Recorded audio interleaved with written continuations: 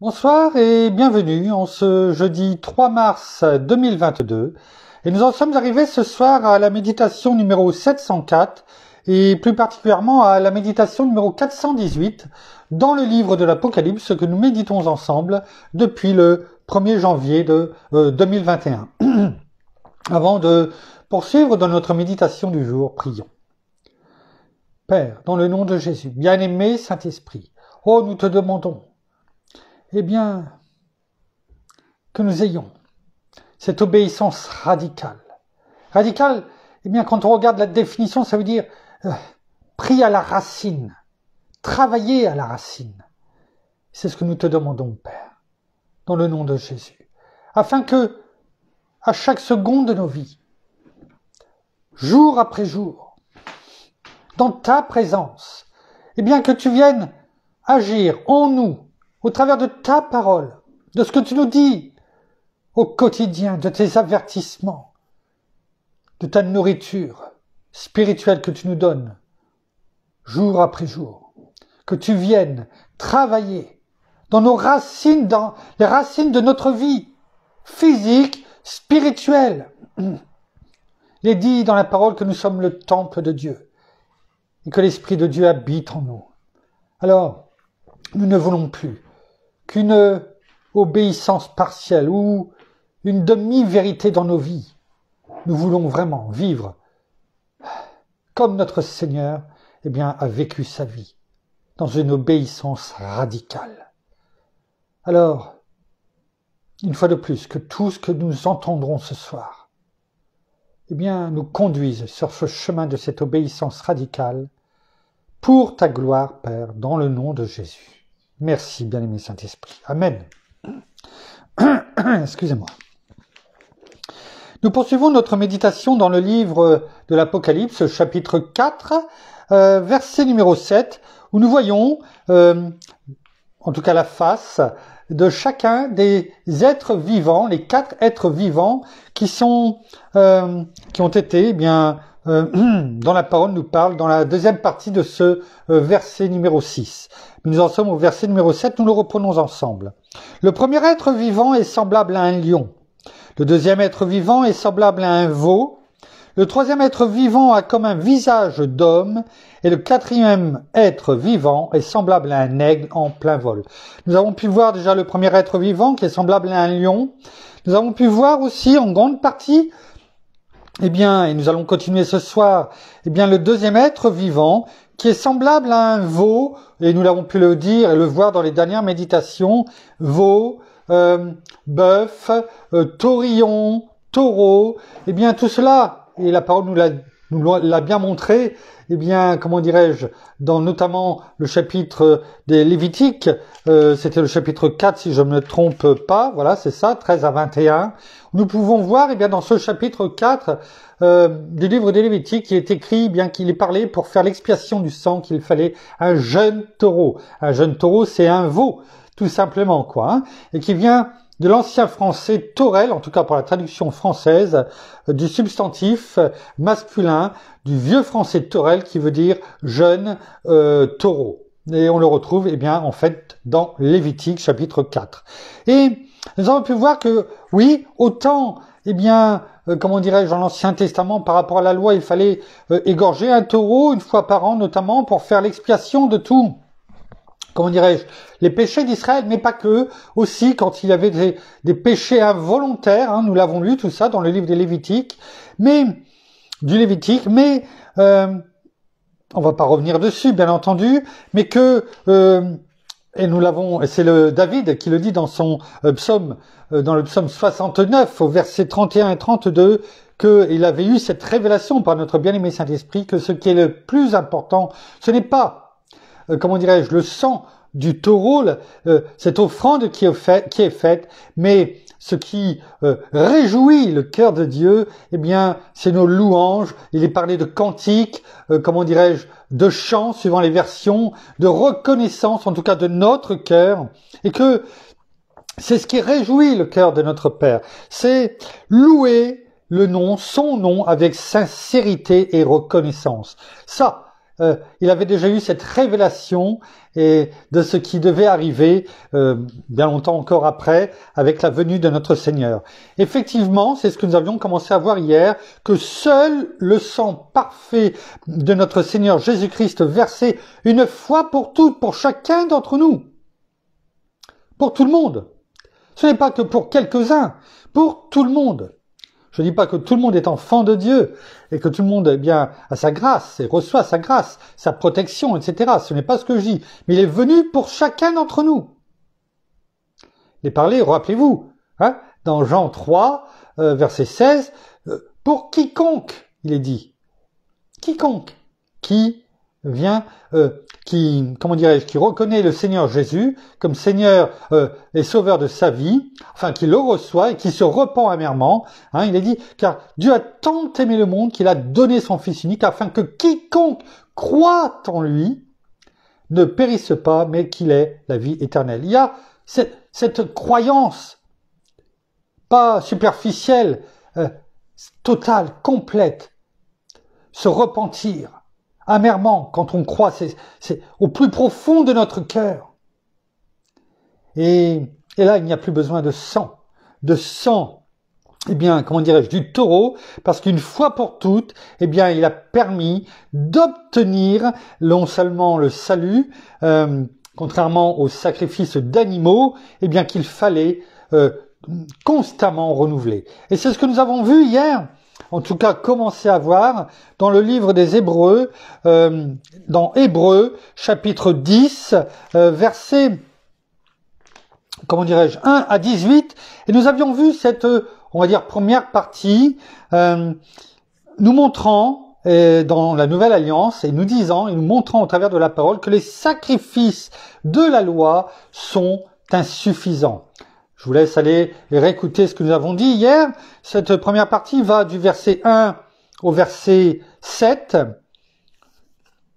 On va juste reprendre le verset 7 qui termine cette première partie. Et c'est notre Seigneur Jésus qui lui-même dit « Alors j'ai dit, voici, je viens ». Il est venu, il s'est porté volontaire, il savait ce qui allait arriver et il est venu. Et on va le voir. Dans le rouleau du livre, il est écrit à mon sujet, c'est notre Seigneur qui parle, pour faire, ô Dieu, ta volonté. Voilà pourquoi il est venu. Il s'est porté volontaire pour faire la volonté de notre Père ici parmi nous. Pour abolir, non pas pour abolir la loi, mais pour apporter, un nouveau commandement qui allait englober l'ensemble et son sacrifice, comme on l'a dit, une fois pour toutes, qui permettait de ne plus faire ces sacrifices d'animaux parce que notre Seigneur a fait expiation de son sang. Son sang coule pour nous encore aujourd'hui et par lui, par son sang qui coule, il nous a justifiés, purifiés, sanctifiés à partir du moment où nous faisons notre part, c'est-à-dire que nous croyons en lui et que nous venons, non seulement en premier lieu nous repentir et recevoir notre Seigneur comme Seigneur et Sauveur de notre vie. Voyons à partir de ce soir, cette deuxième partie, toujours dans Hébreux 10, où on voit finalement l'abolition de l'ancien système de sacrifice. L'abolition. Il est écrit à partir du verset 8. Il dit d'abord, « Tu n'as voulu et tu n'as agréé ni sacrifice, ni offrande, ni holocauste, ni sacrifice pour le péché, qui cependant sont offerts selon la loi. » Notre Seigneur nous dit ici, tu n'as voulu et tu n'as agréé ni sacrifice ni offrande. C'est-à-dire, tu n'as pas, approuvé, tu n'as pas pris, plaisir. Agréer, c'est être d'accord. C'est ça que ça veut dire. Puis il dit, voici, je viens pour faire ta volonté. Il abolit donc le premier culte pour en établir un second. Et c'est en vertu de cette volonté que nous sommes sanctifiés, c'est-à-dire par la mort de notre Seigneur. C'est ça la volonté de notre Père, qu'il vienne se donner pour nous. Comme il est dit, c'est dans 1 Timothée 2,5, il est écrit, car il y a un seul Dieu et un seul médiateur entre Dieu et les hommes, le Christ Jésus, homme, qui s'est donné lui-même en rançon pour tous. C'est le témoignage rendu en temps voulu. C'est de cela qu'il est parlé ici. C'est de cela. En vertu de cette volonté, eh bien, que nous sommes sanctifiés par l'offrande du corps de Jésus-Christ une fois pour toutes. Il nous a sanctifiés par son sang. Verset 11. Tout sacrificateur se tient à son poste chaque jour pour faire son service et offrir souvent, c'est ce que nous avons vu dans Lévitique, chapitre 4, pour tous les, notamment, les péchés involontaires, ce sacrifice, du jeune taureau. Donc tout sacrificateur se tient à son poste chaque jour pour faire son service et offrir souvent les mêmes sacrifices qui ne peuvent jamais ôter les péchés. Voilà ce que dit la parole sur, en fait, l'ancien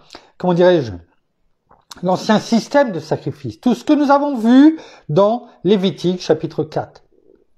Constamment les mêmes sacrifices. Pourquoi? Parce que le sang des jeunes taureaux, comme il est dit, ne permettent pas d'abolir le péché. Il faut constamment répéter les choses. Mais lui, après avoir présenté, on voit ici parce qu'on parle de notre Seigneur. Notre Seigneur est exalté ici. Mais lui, après avoir présenté un seul sacrifice, pour les péchés, s'est assis à perpétuité à la droite de Dieu. C'est ça aussi croire. Se repentir amèrement, bien sûr, c'est croire que notre Seigneur est mort à la croix à notre place. Il a pris nos péchés, toutes nos saletés. Il les a pris sur lui. Et elles étaient nombreuses. Et il est mort pour cela. Mais il est ressuscité, il est vivant. Et après avoir prêché dans le séjour des morts pendant les 3 jours, il a pris les clés du séjour des morts et de la mort, parce qu'il l'a vaincu. Et il est allé s'asseoir à la droite de notre Père, où il a reçu le nom qui est au-dessus de tout nom, le Seigneur des Seigneurs, le Roi des Rois, où il a reçu toute autorité, tout pouvoir dans les cieux, sur la terre, sous la terre, sur les anges et sur toute domination. Voilà qui est notre Seigneur, ce qu'il a fait pour chacun d'entre nous. Et ce qu'il fait encore aujourd'hui en intercédant auprès de notre Père. Il faut bien comprendre cela. Cela enlève tous les doutes que l'ennemi veut mettre dans notre tête. Nous sommes dignes d'être appelés enfants de Dieu, non pas dignes par rapport à nous, mais par rapport à ce qu'a fait notre Seigneur, et notre Père nous voit dignes au travers cette sanctification positionnelle, on va dire, en tant qu'enfants de Dieu, en Christ Jésus notre Seigneur, et nous sommes sanctifiés totalement et complètement aux yeux de Dieu, en Christ Jésus notre Seigneur. Ce qui n'empêche pas, ce chemin de la sanctification, et ça c'est notre part, au jour le jour où nous progressons. Ça, c'est 2 choses.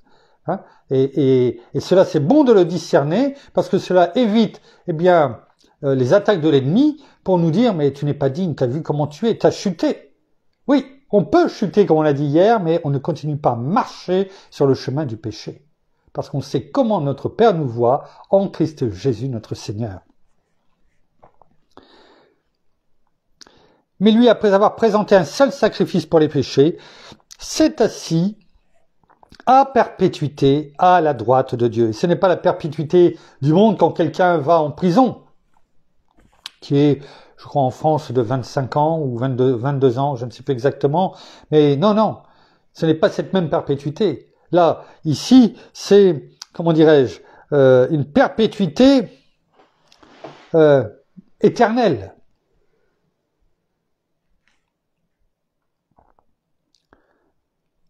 Verset 13. Et il attend désormais que ses ennemis deviennent son marchepied. C'est ce qu'a promis notre Père. Qu'il reviendra et qu'il fera, eh bien, des ennemis, de ses ennemis, son marchepied. Et cela arrive.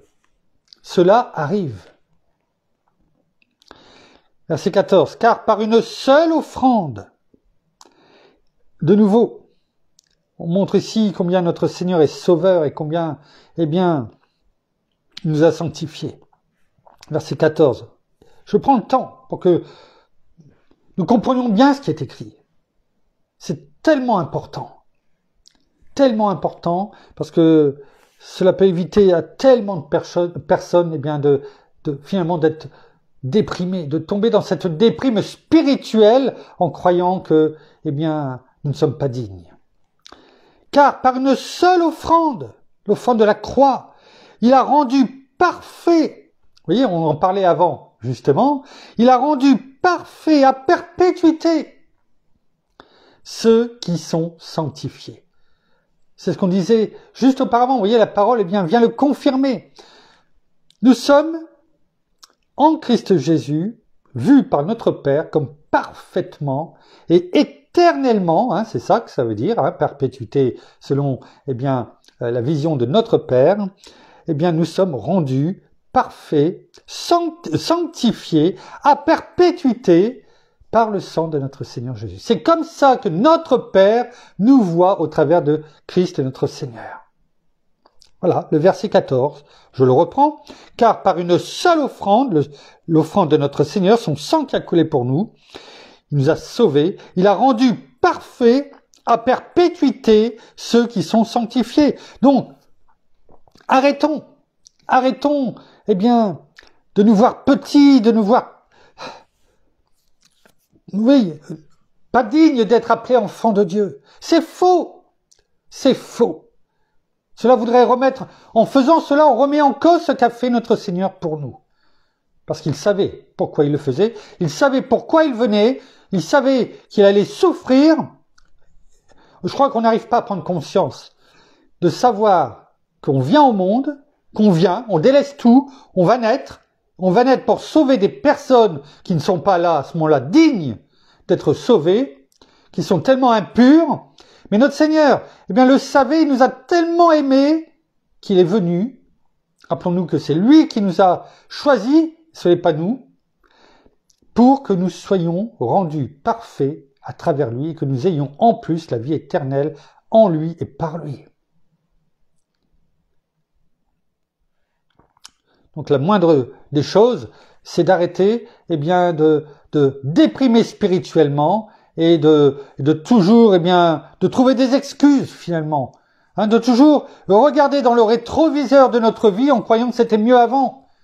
C'est faux. Avant, c'était la mort éternelle. Point final. La seule chose que nous méritions, c'était cela. Et regarder derrière, c'est-à-dire avant Christ notre Seigneur, eh bien, c'était ce qui nous était promis. Donc, ayons cette révérence et ce respect, eh bien, non seulement envers notre Père, mais envers aussi ce qu'a fait notre Seigneur pour nous. Pour ceux qui ont un garçon, hein, un fils, eh bien, imaginez, eh bien, que vous lui demandiez, eh bien, tu vas aller, tu vas mourir, tu vas souffrir, pour sauver des personnes que tu ne connais pas, et d'autres à venir. Et tu vas souffrir énormément. En tant que parent, je crois qu'on ne le ferait même pas, c'est un déchirement, Et il n'a même pas rechigné. Il a obéi pour faire ta volonté. Oh Dieu, ta volonté. Difficile à comprendre. Et c'est ce qu'il a fait pour chacun d'entre nous. Verset 15. c'est ce que le Saint-Esprit nous atteste également. Vous le connaissez, le Saint-Esprit. Vous êtes le temple de Dieu. Nous sommes le temple de Dieu. Et l'Esprit de Dieu habite en nous. C'est ce que le Saint-Esprit nous atteste également, car après avoir dit « Voici l'alliance que je traiterai avec eux », après ces jours-là, dit le Seigneur, je mettrai mes lois dans leur cœur. Le cœur de pierre est retiré, le cœur de chair le remplace. Un cœur renouvelé. Et je les écrirai dans leur intelligence. Il ajoute, et je ne me souviendrai plus de leurs péchés ni de leur iniquité.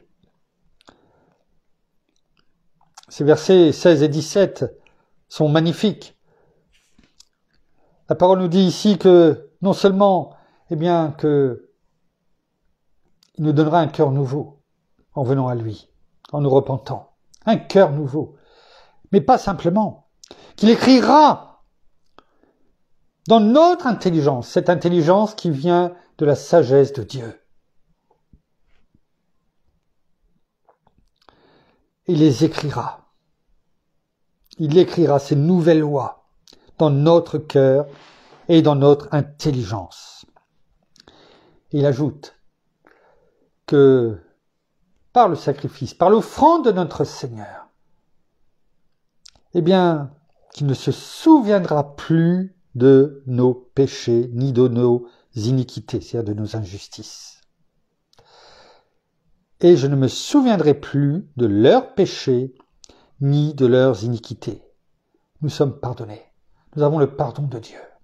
Alors, je le redis, pour chacun d'entre nous, moi compris, celui qui vit en nous est plus grand que celui qui vit dans le monde. Tout le monde le connaît, tout le monde le dit. Si notre Père nous dit qu'il ne se souviendra plus de nos péchés, ni de nos injustices, de nos iniquités, alors, qui sommes-nous?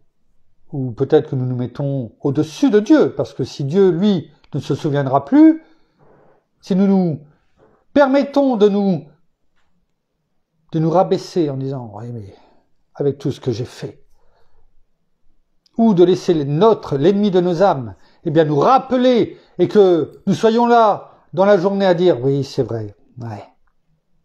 Après tout ce que j'ai fait, je suis vraiment pas digne. Non, après tel péché. Non. » Ça veut dire que nous ne croyons pas en Dieu, nous ne croyons pas en son Fils, ce qu'il a fait pour nous, notre Seigneur. Ce qu'il a fait ne sert à rien. En plus, nous mentons parce que nous nous disons enfants de Dieu et nous faisons le contraire de ce que dit notre Père. Si lui ne se souvient plus de nos péchés et de nos injustices, de nos iniquités, à combien plus forte raison, nous devons nous aligner sur sa parole. Parce que si on ne s'aligne pas sur sa parole, ça veut dire que finalement, alors soit on ne croit pas en sa parole, ou elle n'est pas pour nous, et puis ça veut dire que dans ces cas-là, on choisit simplement les passages qui nous intéressent, qui nous font du bien, mais quelquefois, vous savez, il y en a qui se complaisent, ils se complaisent dans leur malheur, ou dans leur maladie. Et quand on dit il y a un moyen d'être sauvé, d'être guéri, finalement ils ne le veulent pas. Pour différentes raisons, on ne va pas rentrer dans les détails aujourd'hui. Mais pour différentes raisons, ils ne veulent pas. Parce que peut-être qu'on va les regarder de façon différente et puis on va leur imposer des choses. Par exemple, excusez-moi. Et ça, certains ne le veulent pas. Ils sont très bien, ils ont appris à vivre avec leur maladie, et ils ne veulent pas. Un exemple, la maladie. Ils ne veulent pas être guéris. Alors ne soyons pas de ces personnes-là. Alors que notre Père nous dit que par Christ Jésus, nous avons été sanctifiés à perpétuité, qui nous voit parfaits en Christ Jésus, qu'il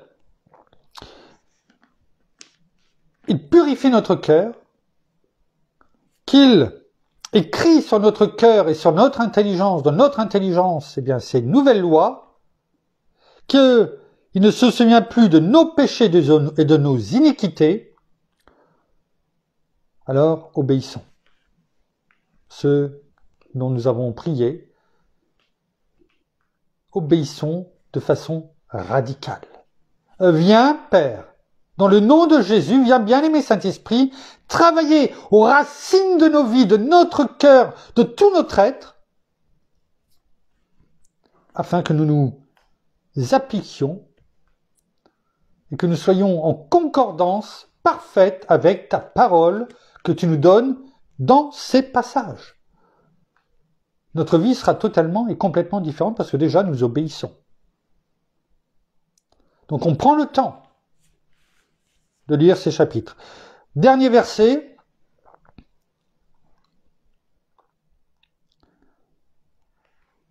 Or, là où il y a pardon des péchés, donc vous voyez, ça veut dire que si on n'exécute pas, on n'obéit pas, on ne prend pas pour nous cette magnifique promesse qui est notre déjà aujourd'hui.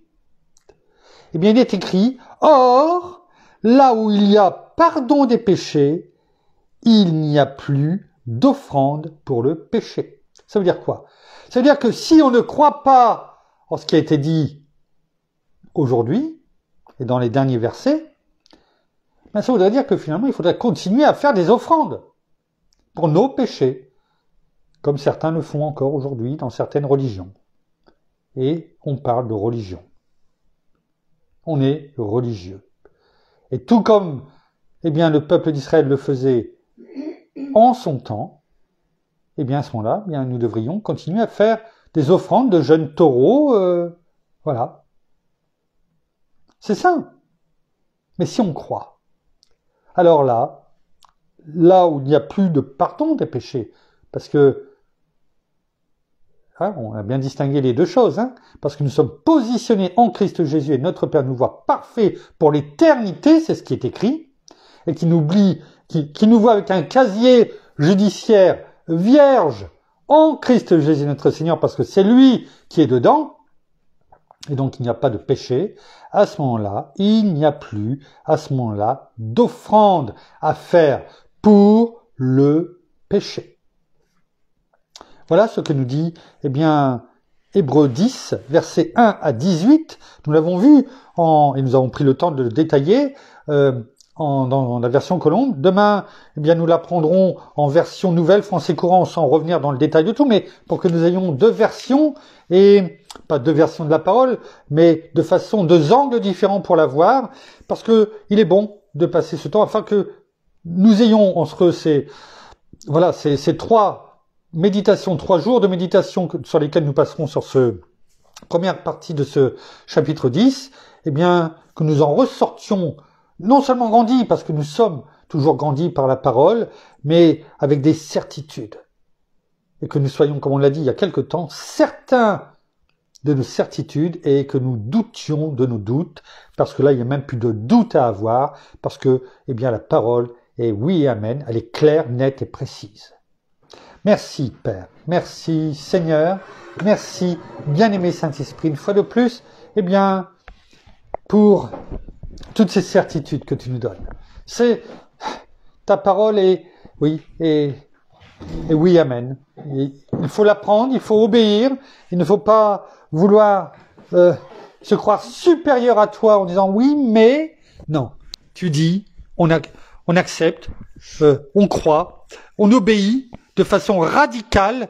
Peut-être que certains diront c'est une secte, tout comme eh bien il a été dit en son temps, eh bien en parlant de notre Seigneur, la voix avec un V majuscule, cette secte qui s'appelle la voix, c'est ce que disaient eh bien les gens à l'époque de notre Seigneur. Eh bien oui, eh bien cette voix, c'est celle que nous arpentons eh bien chaque jour, parce que c'est celle eh bien qui est éternelle. Nous terminons par la prière. Merci, bien encore ce soir, Seigneur, pour ta présence. Merci encore pour ta parole. Merci pour tout ce que tu nous enseignes chaque jour. Merci, oui, parce que nous l'avons déjà dit et nous le déclarons et proclamons combien ta parole est importante pour nous, combien elle nous purifie, combien elle nous lave de tout ce que nous pouvons entendre ou même écouter ou voir dans toutes les journées que nous pouvons vivre et dans les vies de chacun d'entre nous. Oui, merci Seigneur encore pour ton sang versé pour nous. Merci pour ce sacrifice que tu as fait, ton sang qui nous justifie, qui nous sanctifie et qui nous purifie. Oui, tu t'es donné en sacrifice pour nous, afin que nous puissions non seulement te connaître, mais surtout pour que nous t'acceptions dans nos vies comme le Seigneur et Sauveur de nos vies, afin que nous ayons la vie éternelle, afin que nous soyons sauvés, afin que nous ayons le salut. Mais tout ce que tu voulais, Père, et tout ce que tu veux encore aujourd'hui, c'est notre paix, notre joie, notre bonheur, c'est ce que tu veux pour chacun de tes enfants, parce que tu nous aimes, et nous savons que tout ce que tu dis est vrai. Tout ce que tu fais dans la vie de chacun est bon pour chacun d'entre nous. Merci Père, merci encore pour tout ce que tu nous as donné, parce que tu as donné ton Fils unique pour que nous ayons, la vie éternelle. Merci parce que nous sommes tes enfants. Nous sommes co-héritier de Christ. Oui, alors merci pour ta bienveillance, merci pour ta patience et que nous, nous ayons cette obéissance à tout ce que tu nous montres, à tout ce que tu nous dis, parce que c'est pour notre bien.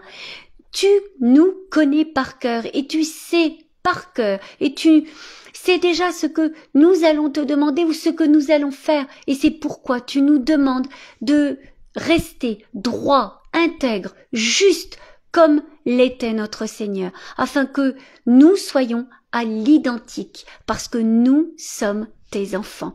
Alors merci parce que tout ce que tu dis est vérité. Oui, merci encore, vraiment, pour toutes choses, Seigneur Jésus, et surtout, merci encore pour ta compassion et ta bienveillance. Oui, merci parce que nous savons que chaque jour, toutes tes bontés se renouvellent pour chacun de tes enfants. Alors soyez tous abondamment bénis, frères et sœurs, dans le nom de notre Seigneur Jésus-Christ. Amen. Voilà, ainsi s'achève la méditation de ce soir. Nous vous bénissons de toute bénédiction spirituelle dans les lieux célestes en Christ. Nous saluons nos amis au Québec, au Canada, en francophonie, en France, à Paris et tout autour de chez nous. Et nous vous souhaitons à toutes et à tous une excellente fin de journée pour certains, de soirée pour d'autres, en tout cas une excellente nuit de repos dans la paix de notre Seigneur Jésus-Christ. Nous avons tellement besoin. Et nous vous donnons rendez-vous demain, sûrement à peu près dans les mêmes horaires. En attendant de vous revoir demain et puis de continuer ensemble à nous fortifier dans la parole, soyez abondamment bénis. À demain. Au revoir.